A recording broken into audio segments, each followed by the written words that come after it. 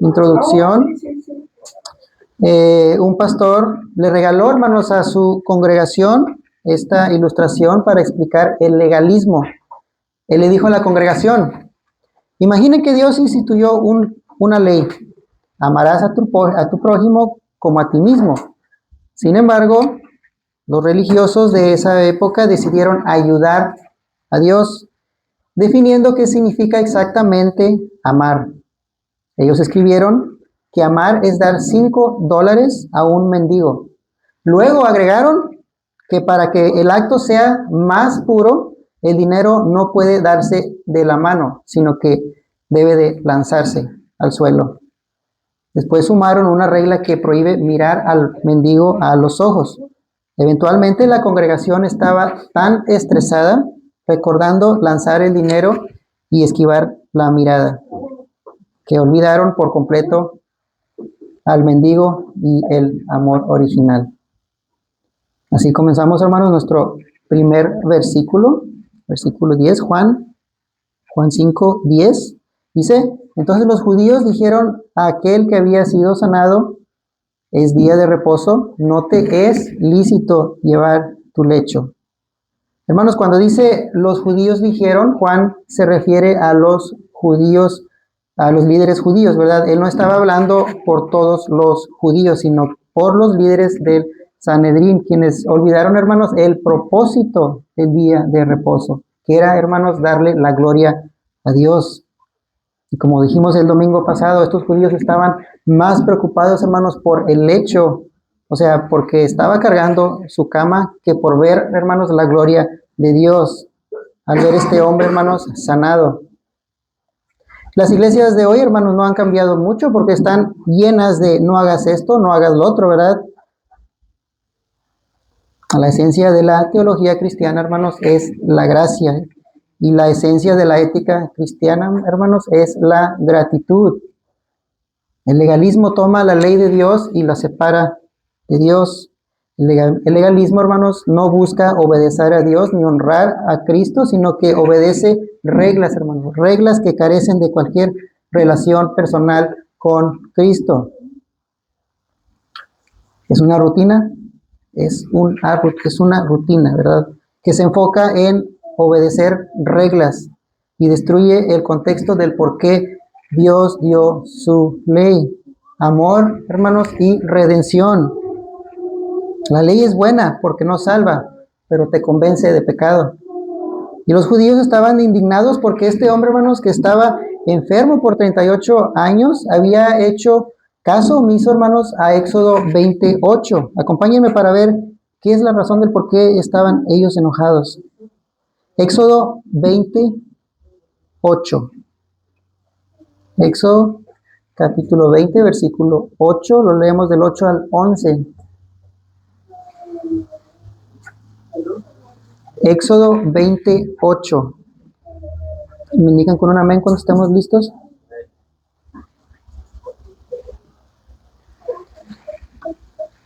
Éxodo 28.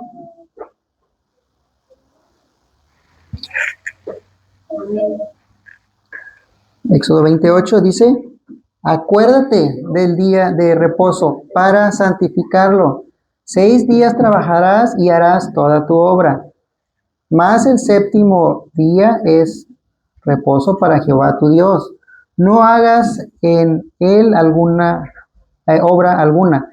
Tú, ni tu hijo, ni tu hija, ni tu siervo, ni tu criada, ni tu bestia, ni tu extranjero que está dentro de tus puertas.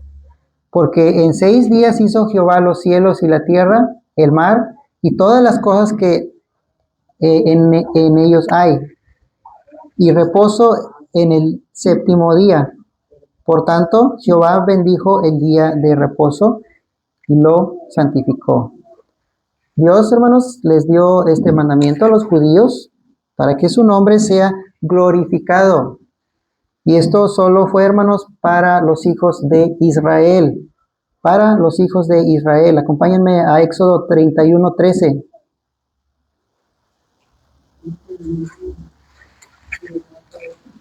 Éxodo 31:13. Éxodo 31:13, ¿sí?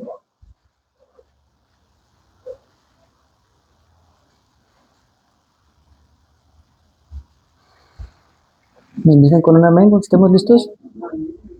Éxodo 31:13 dice, habla también a los hijos de Israel, diciéndoles, ciertamente guardaréis mis sábados, porque es una señal entre mí y vosotros por vuestras generaciones, para que sepáis que yo soy el Señor que os santifico.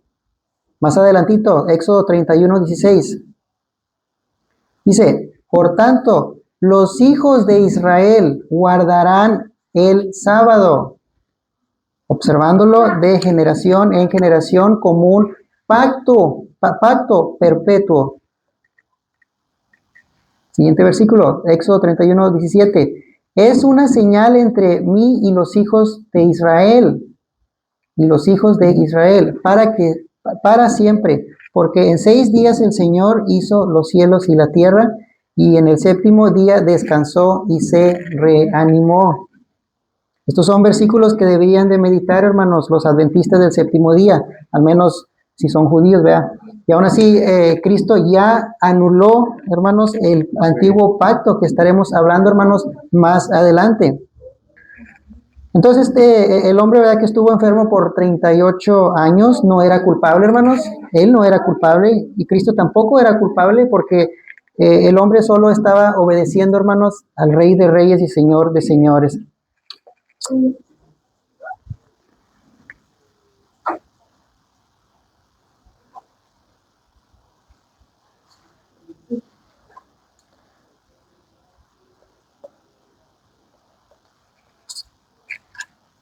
Él solo estaba obedeciendo al Rey de Reyes y Señor de Señores. Vamos a verlo juntos en Mateo 12:6.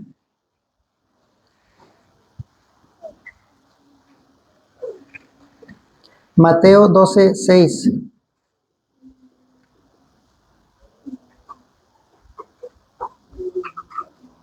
Me indican con un amén cuando estemos listos. Mateo 12:6. Dice, pues os digo que uno mayor que el templo está aquí. Y si supieses qué significa misericordia quiero y no sacrificio, no condenaréis a los inocentes. Hermanos, cuando dice misericordia quiero y no sacrificio, él está diciendo deseo una transformación del corazón y no una religión externa.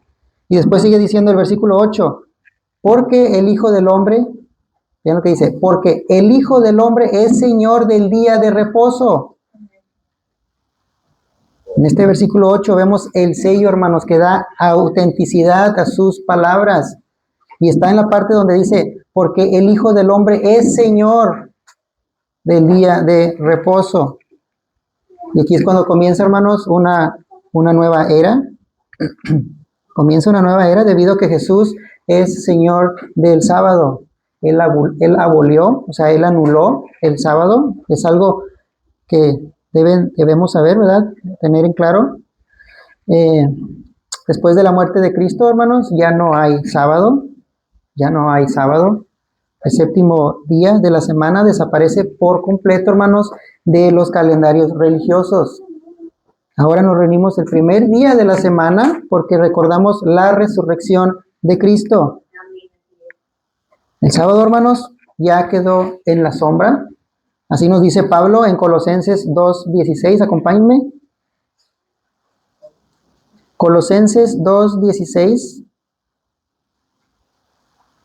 Vamos a ver cómo el sábado ya quedó en la sombra. Colosenses 2:16 dice, por tanto, la palabra por tanto no debe tomarse, hermanos, a la ligera, porque representa un hecho, una realidad, una confirmación. Sigue diciendo el texto, nadie os juzgue en comida o en bebida o en cuanto a días de fiesta, luna nueva o días de reposo. Todo lo cual es sombra, dice, todo lo cual es sombra de lo que ha de venir. Y luego sigue diciendo, pero el cuerpo es de Cristo. Es decir, dejamos la formalidad, hermanos, y vivimos en formalidad con Cristo. Vivimos en Cristo, hermanos, y Él en nosotros. Vivimos en Cristo y Él en nosotros. Eso es lo que dice Hebreos 4:9. Si pueden acompañarme a Hebreos 4:9. Hebreos 4:9. Hebreos 4:9 dice, por tanto, queda un reposo para el pueblo de Dios. Ese reposo, hermanos, es Cristo. Y después sigue diciendo, porque el que ha entrado en su reposo, o sea, Cristo, también ha reposado de sus obras como Dios de las suyas. Cristo termina la obra de redención, hermanos, diciendo, consumado es. Todo está pagado, al igual que Dios, hermanos, también terminó las obras suyas. Y después sigue diciendo, versículo 11, procuremos pues entrar en aquel reposo. O sea, procuren caminar con Cristo, vivir para Cristo. Y luego sigue diciendo, para que ninguno caiga en semejante ejemplo de desobediencia. Hermanos, Cristo es su reposo. Si usted está en Cristo, usted ya entró en su reposo. Por lo tanto, no necesitamos, hermanos, la sombra de ese reposo establecido por la ley. Como acabamos de leer en Colosenses 2:16, por tanto, nadie debe juzgaros en cuanto a comida o bebida, ni en cuanto a fiestas, lunas nuevas o días de reposo.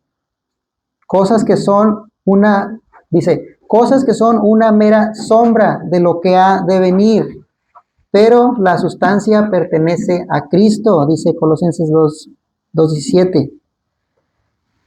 Entonces nuestro versículo dice, versículo Juan 5:10, entonces los judíos dijeron a aquel que había sido sanado, es día de reposo, no te es lícito llevar tu lecho.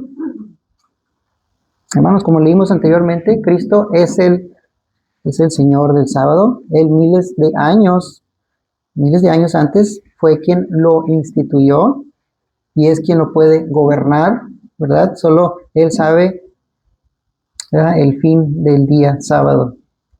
Está la fecha, el Sabbat es el día de reposo para los judíos y se abstienen de hacer, hermanos, cualquier cosa que tenga que ver con trabajo. Y un escritor escribió sobre esto, él dijo esto, esta devoción a la interpretación de los rabinos sobre la ley del día de reposo continúa en los tiempos modernos. Dice, encontramos un ejemplo en un artículo de prensa de abril de 1992, dice él.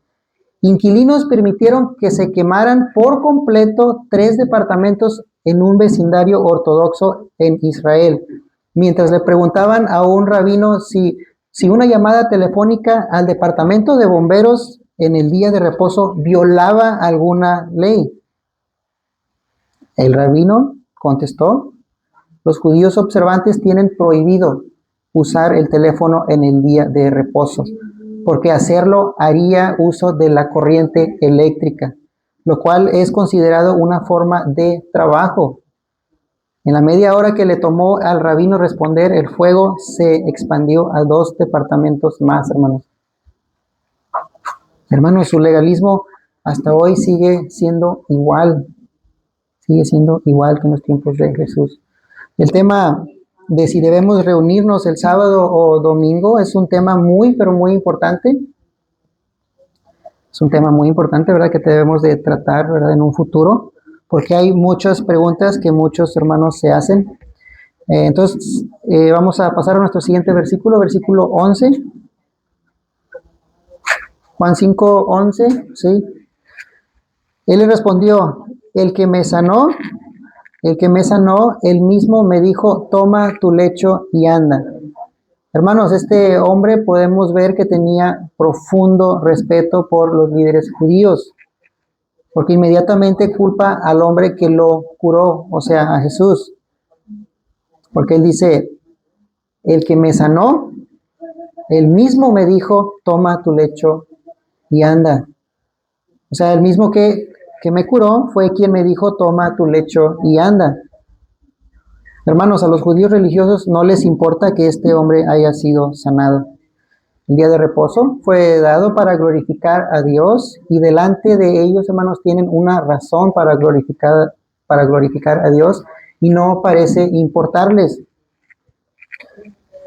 Este milagro debió de haber llenado, ¿verdad?, de alegría a todos los líderes, a los líderes judíos, pero estaban más preocupados, hermanos, por la camilla que estaba el hombre cargando. A los judíos religiosos les pasaba como al hombre imprudente, ¿verdad?, que manejaba en la carretera interestatal, donde el límite de velocidad era 75 millas por hora. Y resulta que cuando había tormenta eléctrica y mucha lluvia, todos por seguridad, ¿verdad?, bajan la velocidad a 30 millas por hora para evitar resbalarse y provocar un accidente. El hombre imprudente, religioso, no le importaba bajar la velocidad porque para él lo único que le importa es la velocidad que está marcada en la carretera, 75 millas por hora, sin importar la vida de los demás. Él se sentía feliz, hermanos, consigo mismo. También podemos ver que el hombre no conocía a Jesús. Él no conocía a Jesús, como habíamos dicho antes, debido a que el texto dice, el que me sanó, el que me sanó. Jesús, siendo dueño y señor, hermanos, del sábado dijo, ¿verdad?, con el poder de su palabra, toma tu lecho y anda. Toma tu lecho y anda. Siguiendo con el siguiente versículo 12. Dice, el siguiente versículo, entonces le preguntaron, ¿quién es el que te dijo, toma tu lecho y anda? ¿Quién es el que te dijo, toma tu lecho y anda? Los judíos, muy probable que sí sabían, hermanos, quién fue el que le dijo a este hombre, toma tu lecho y anda, porque ellos no le dijeron, ¿verdad?, deja de fingir. Ellos no es que no creyeron en el milagro, sino que no creían en Jesús como el hacedor de milagros. Y noten cómo preguntaron, ¿quién es el que te dijo, toma tu lecho y anda? En lugar de preguntar cómo fue que sanaste, ¿verdad? En lugar de preguntar cómo fue que sanaste. Pero así de duros eran los líderes judíos. Siguiente versículo 13. Dice, y el que había sido sanado no sabía quién fuese, porque Jesús se había apartado de la gente que estaba en aquel lugar. Entonces, hermanos, este hombre no sabía quién era Jesús, porque aunque le llamó Señor, no le llamó Señor en el sentido de Salvador, porque él no lo conocía. Sin embargo, ¿verdad?, la salvación es un don de Dios, es un regalo de Dios. El texto también nos dice, porque Jesús se había apartado de la gente que estaba en aquel lugar. Hermanos, si Jesús se quedaba, muy probable que comenzaría una revuelta debido a muchos de los que estaban ahí, ¿verdad?, que querían ser sanados. Y esto llamaría la atención de las autoridades. Siguiente versículo 14. Dice, después le halló Jesús en el templo y le dijo, mira, has sido sanado, no peques más para que no te venga alguna cosa peor. Entonces Jesús se había apartado de la gente que estaba en aquel lugar. Es probable que Jesús se apartó con dirección al templo, porque dice el versículo 14, después le halló Jesús en el templo. Y cuando lo encuentra, le dice, mira, has sido sanado. Es una palabra que capta la atención y era necesario para Jesús, hermanos, hablar nuevamente con él debido a que había algo más importante, hermanos, que ser sanado físicamente. Cuando logra captar su atención, Jesús le dice unas palabras que deberían, hermanos, de ponernos a pensar y que estaremos profundizando. Él le dice, no peques más para que no te venga alguna cosa peor. Aquí Jesús le está dando una sentencia que dice, no peques más para que no te venga alguna cosa peor. Jesús le da una lección bíblica, hermanos. Las enfermedades no siempre son por causa del pecado personal. Acompáñenme a Juan 9:1. Juan 9:1.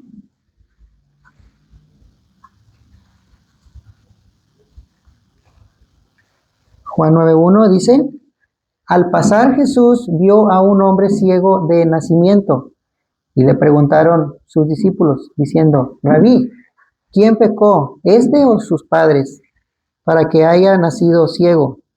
Respondió Jesús, no es que este pecó, ni sus padres, sino para que las obras de Dios se manifiesten en él.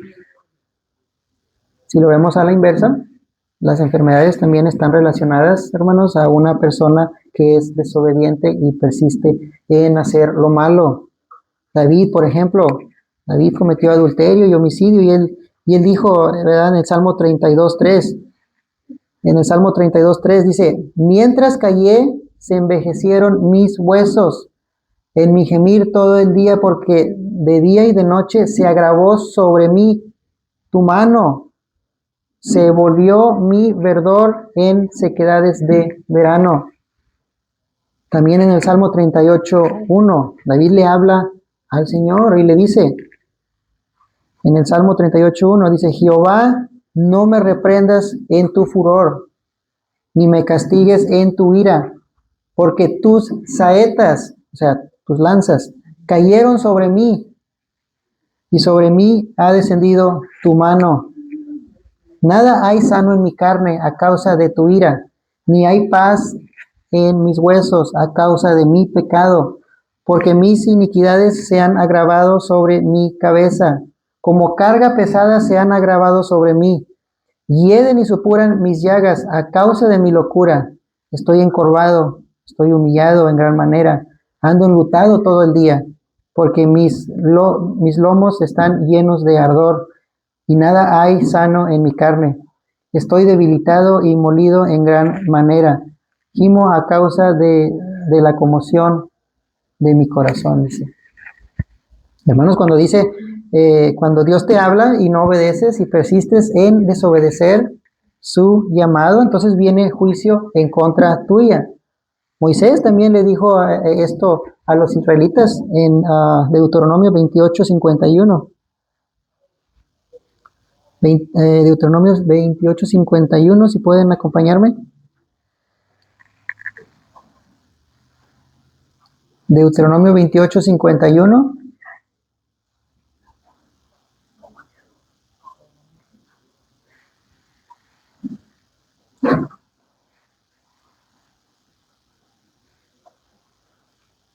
Si no cuidaras de poner por obra todas las palabras de esta ley que están escritas en este libro, temiendo este nombre glorioso y temible, Jehová tu Dios, entonces Jehová aumentará maravillosamente tus plagas y las plagas de tu descendencia, plagas grandes y permanentes y enfermedades malignas y duraderas. Y traerá sobre ti todos los males de Egipto, delante de los cuales temiste, y no te dejarán. Asimismo, toda enfermedad y toda plaga que no está escrita en este libro de esta ley, Jehová la enviará sobre ti hasta que seas destruido. Levítico 26:14 también nos habla. Levítico 26:14 dice, pero si no me obedeces y no pones por obra todos mis mandamientos, si en cambio rechazas mis estatutos y si vuestra alma aborrece mis ordenanzas, de modo que no ponéis por obra todos mis mandamientos, y así quebrantáis mi pacto, yo a su vez haré esto con vosotros, pondré sobre vosotros terror repentino. Significa, hermanos, malos pensamientos de miedo, de depresión, pensamientos negativos. Y luego sigue diciendo, tisis y fiebre que consumirá vuestros ojos y hará que vuestra alma la languidezca. Esto es que las enfermedades te consumirán de manera que tu alma, hermanos, decaiga. Hermanos, alguien aquí tal vez diga que estos textos no son para nosotros, ¿verdad? Pero incluso Pablo nos los dice. Pablo nos habla a nosotros. Él nos dice en 1 Corintios 11:27. 1 Corintios 11:27. Se los voy a ir explicando brevemente, versículo a versículo. Dice, de manera que cualquiera que comiere este pan, hablando de la cena del Señor, de manera que cualquiera que comiera este pan o bebiera esta copa del Señor indignamente, esto es que vengas con un corazón, hermanos, no arrepentido a tomar la Santa Cena. Dice, será culpado del cuerpo y de la sangre del Señor. Después de venir a tomar la Santa Cena de manera indigna, usted será culpable por menospreciar, hermanos, el sacrificio que hizo Cristo en la cruz. Él lo dice el versículo 28. Por tanto, pruébese cada uno a sí mismo y coma así del pan y beba de la copa. Dice el texto, es un hecho, ¿verdad? Es un hecho que deben hacer un inventario sobre su vida pública y privada. Y si su conciencia les dicta que es aprobado, entonces puede comer del pan y beber, ¿verdad?, de la copa. El versículo 29 dice, porque el que come y bebe indignamente sin discernir el cuerpo del Señor, juicio come y bebe para sí. El texto habla de aquel que se acerca a la mesa, hermanos, del Señor, sin merecerlo, sin hacer conciencia, hermanos, de lo serio de la ceremonia, solo traerá castigo para su vida. Después viene nuestro texto, el versículo 30. Por lo cual hay muchos enfermos y debilitados entre vosotros, y muchos duermen. Pablo dice, hubo personas que no quisieron ponerse a cuentas con Dios, y tomaron a la ligera la cena del Señor. Y Dios en respuesta les trajo enfermedades. Algunos hasta murieron, por eso dice, y muchos duermen. Todo a causa de no evaluarse antes de acercarse a la mesa del Señor. Y luego el 31, versículo 31. Si pues nos examinásemos a nosotros mismos, no seríamos juzgados. Esto es, si cada uno hace conciencia antes de venir a la mesa del Señor, dice el texto, no recibirán ningún castigo. Versículo 32 dice, mas siendo juzgados somos castigados por el Señor para que no seamos condenados con el mundo. Algunos es necesario, ¿verdad?, que Dios los castigue, incluso quitarles la vida debido a su rebeldía, hermanos, pero con el fin de que no se pierdan y por ende no ser juzgados con el incrédulo, o sea, con el mundo. Hermanos, Jesús, el omnipotente, le advierte a este hombre impotente, este hombre que tenía 38 años, ¿verdad?, enfermo. Él advierte, y a nosotros, ¿verdad?, que si seguía pecando sin arrepentirse, algo peor pasaría comparado a los 38 años que estuvo enfermo. Y ahora este hombre y nosotros tenemos que elegir entre la vida o el juicio, la luz o la oscuridad. Tristemente, como veremos más adelante, este hombre después de 38 años lisiado, al final este hombre enfermo tomó una decisión, hermanos, equivocada, que vamos a ver a continuación en nuestro siguiente versículo, Juan 5:15.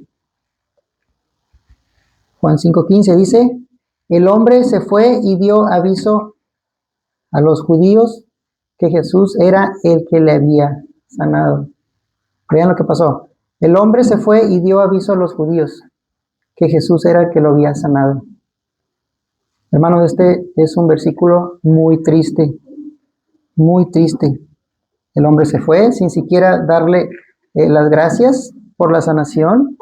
El hombre se fue sin preguntar cómo hacer para no seguir pecando. El hombre se fue sin preguntar, hermanos, qué quiso decir no peques más. Porque el texto dice, el hombre se fue y dio aviso a los judíos que Jesús era el que le había sanado.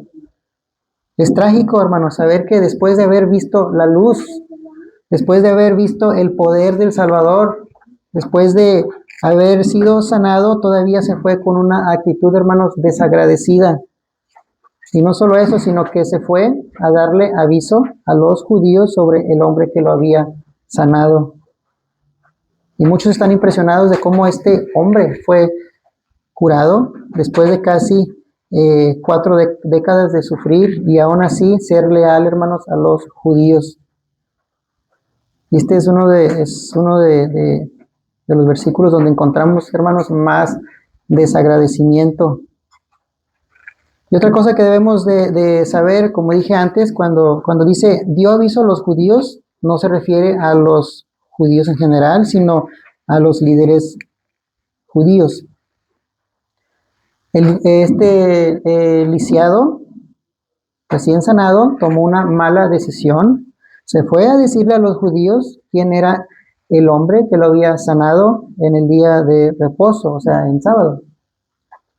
Él fue con los judíos para quedar bien, ¿verdad?, con ellos y para evitar que lo apedrearan, porque ese era, hermanos, el castigo para los que trabajaban en el día de reposo. Algunos han comentado que este hombre tal vez era imprudente y que no tenía la intención de meter en problemas, hermanos, a Cristo. Pero aunque haya sido así, lo que cuenta es que al final lo hizo y es una culpa por la cual debe de responder. Siguiendo con el siguiente versículo 16. Dice, y por esta causa los judíos perseguían a Jesús y procuraban matarle, porque hacía estas cosas en el día de reposo. Juan concluye diciendo, y por esta razón perseguían a Jesús. Y no solo eso, sino que querían matarle, porque sanaba en el día de reposo. Aquí comienza, hermanos, la persecución en contra de Jesús, que posteriormente, hermanos, terminaría en la cruz. Estos judíos estaban muy preocupados por guardar, ¿verdad?, el día de reposo, día en que se debe glorificar a Dios, pero al mismo tiempo querían matar a Jesús. Y creo que hay más de uno aquí, ¿verdad?, que diría que estos judíos estaban viviendo una ilusión, una mentira, porque su religiosidad era increíble, hermanos. Hermanos, este asunto de la religiosidad está descrita varias veces en la Biblia, porque es una actitud, hermanos, que Dios desprecia. Es vivir engañado. Es una manera de vivir alejado de Dios. Es vivir una ilusión. Por eso Dios lo documenta, hermanos, a lo largo de las Escrituras, este asunto de la religiosidad. Por ejemplo, Miqueas 6:6. Miqueas 6:6. Miqueas 6:6 dice, ¿con qué me presentaré ante Jehová y adoraré a Dios, al Dios Altísimo? ¿Con qué me presentaré ante Jehová y adoraré al Dios Altísimo? Es decir, ¿cómo puedo venir delante de Dios? ¿Cuál es la actitud que debo tener cuando venga delante de Dios? Y luego sigue diciendo, me presentaré ante Él con holocaustos, con becerros de un año. ¿Se agradará Jehová de millares de carneros o 10,000 arroyos de aceite? Daré mi primogénito por mi rebelión, el fruto de mis entrañas por el pecado de mi alma. Después Dios, hermanos, nos da 3 puntos importantes de cómo debemos venir delante de Él. Versículo 8 dice, oh hombre, Él te ha declarado lo que es bueno. ¿Y qué pide Jehová de ti? Y luego dice, solamente hacer justicia y amar misericordia y humillarte ante tu Dios.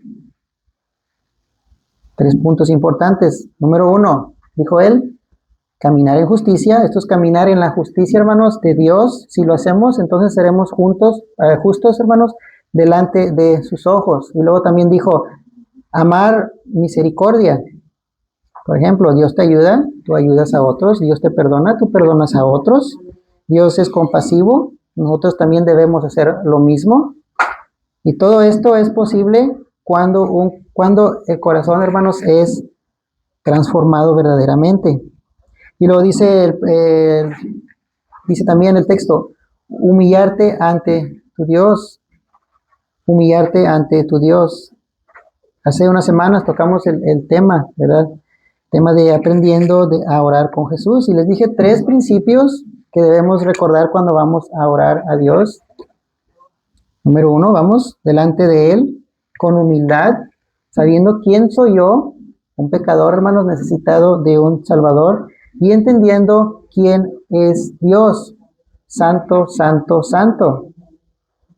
Otro versículo que nos habla sobre la religiosidad es Marcos 12:32. Marcos 12:32. Dice Marcos 12:32. Entonces el escriba le dijo, bien, maestro, verdad has dicho que uno es Dios y no hay otro fuera de él. Y luego dice, y el amarle con todo el corazón, con todo el entendimiento, con toda el alma y con todas las fuerzas, y amar al prójimo como a uno mismo es más que todos los holocaustos y sacrificios. Vean lo que dice el versículo 34. Jesús entonces, viendo que había respondido sabiamente, le dijo, no estás lejos del reino de Dios. Y ya ninguno osaba preguntarle. Entonces reconocer que Dios es uno y que no hay otro fuera de él, hermanos, no es suficiente, no es suficiente. El escriba acertó perfectamente, hermanos, porque ellos eran teólogos, porque él le dijo, porque le dijo a Jesús, hay algo más que solo reconocer que Dios es uno y que no hay otro fuera de él. Dice él, debes amarlo con todo el corazón, con todo el entendimiento, con todo el alma y con todas las fuerzas. Y consecuente a esto, amar al prójimo como a uno mismo. Si no, se convertiría en hipocresía. Y después viene el punto importante. Dice, hacer todo esto es más que todos los holocaustos y sacrificios. Es más que todos los holocaustos y sacrificios. De nada sirve que traigan ofrendas y sacrificios si su vida nunca ha sido transformada. Si lo aplicamos a nuestra vida, hermanos, de nada nos sirve estar aquí todos los domingos si realmente estamos alejados de Dios. ¿De qué nos sirve estar aquí cantando, hermanos, a Dios si no estamos dispuestos a obedecerlo? ¿De qué nos sirve escuchar música cristiana si realmente tu corazón no está siendo transformado?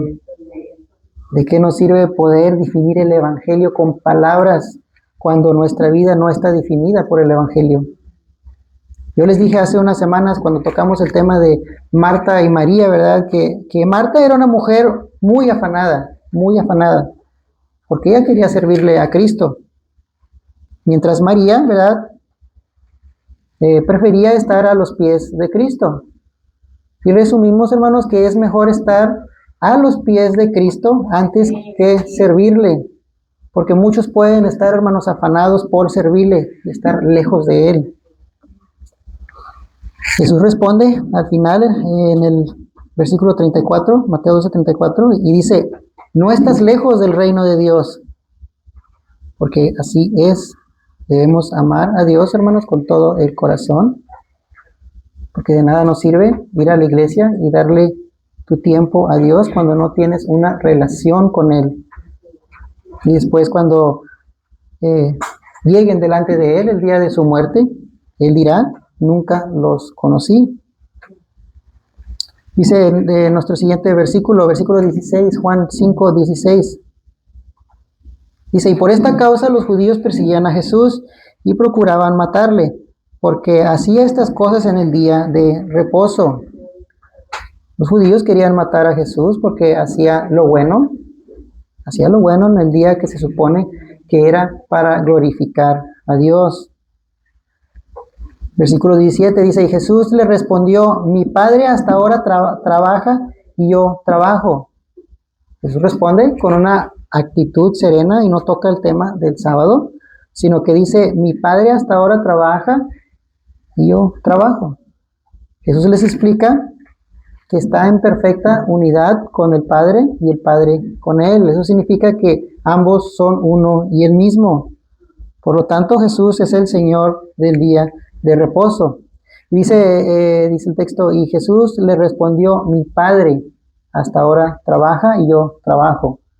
Hay un sello, quiero que lo vean, hay un sello ahí de autenticidad que Jesús le deja saber. Número 1, la obra y persona de Jesús. Dice, mi Padre hasta ahora trabaja. Mi Padre hasta ahora trabaja. Número 2, dio testimonio de sí mismo. Dice, yo mismo trabajo. Estas dos palabras que Jesús acaba de decir son una combinación, hermanos, de autoridad, más yo os digo. Más yo os digo. Jesús no entra en ninguna discusión teológica porque Él mismo es quien da, hermanos, las palabras. Sea Dios veraz, ¿verdad? Y todo hombre mentiroso, dice Romanos 3:4. Dice, mi Padre hasta ahora trabaja y yo trabajo. Hermanos, probablemente alguien aquí diga, no se supone que Dios descansó el séptimo día y ahora resulta que Jesús dice, mi Padre hasta ahora trabaja y yo trabajo. Dios descansó, hermanos, de crear el mundo en el séptimo día, hablando específicamente, hermanos, en la creación del mundo. Pero aún después de eso, ha sostenido al mundo, hermanos, hasta ahora. Usted sale afuera y donde quiera que usted voltee, verá, hermanos, la gloria de Dios. Y Jesús le respondió, mi Padre hasta ahora trabaja y yo trabajo. La expresión hasta ahora, hermanos, es un indicativo de que Jesús y su Hijo han estado al tanto del mundo, hermanos, hasta ahora. También podemos notar que no dijo nuestro Padre o vuestro Padre, sino que dijo mi Padre. Esto es que Dios no era su Padre, ni ellos eran sus hijos. Y Jesús llama a Dios, hermanos, su Padre, más de 100 veces en el libro de Juan. Lo único que Jesús quería que sepan es que su Padre hacía obras buenas, incluso los sábados. Por ejemplo, enviaba lluvia para las cosechas, enviaba oxígeno en sábado, hacía salir el sol en sábado. Pero estos judíos, hermanos, ignoraban todo, ¿verdad? Ignoraban todo eso porque estaban afanados, hermanos, por criticar a Cristo. Y por si fuera poco, Jesús le llama Padre a Dios, lo cual era, hermanos, un golpe duro a los líderes judíos. Y levantó ese deseo, hermanos, de asesinarlo.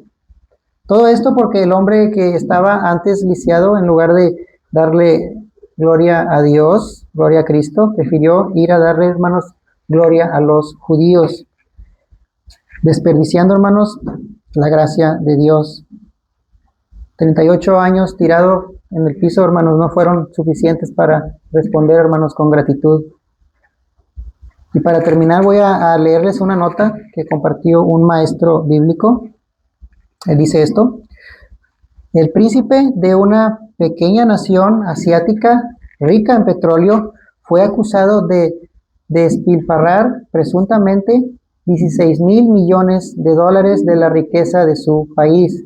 Se cree que durante un periodo de 10 años el príncipe perdió enormes sumas debido a las malas decisiones y desafortunadas inversiones.